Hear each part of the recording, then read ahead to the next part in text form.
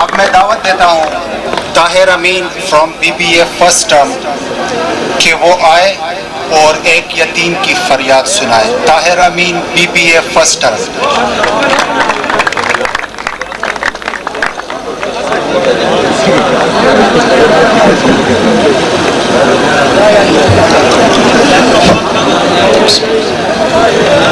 मेरी माँ, ए माँ, जब तू मेरे साथ होती थी अपनी कोई फिक्र मुझे न होती थी। जब किसी को मेरी बात की समझ न आती मेरी तोतली जुबान को भी तू समझती थी।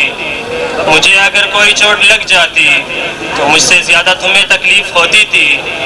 मेरी थोड़ी सी बीमारी पर भी तुम रात भर दुआएं मांगती थी।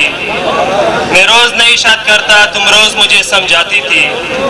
मेरे वालिद अगर गुस्से हो जाते तुम बच्चा कहकर मुझे छुड़ाया करती थी और मुझे सीने से लगाकर और मुझसे खफा होकर तुम रूठ जाया करती थी।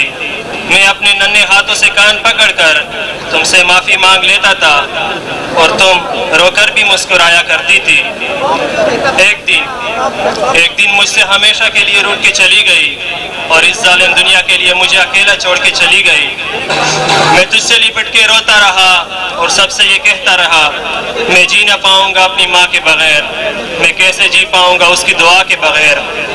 मैं आज भी करा के पहले तुझे पुकारता हूँ, हर मुश्किल की घड़ी में पहले तुझे पुकारता हूँ।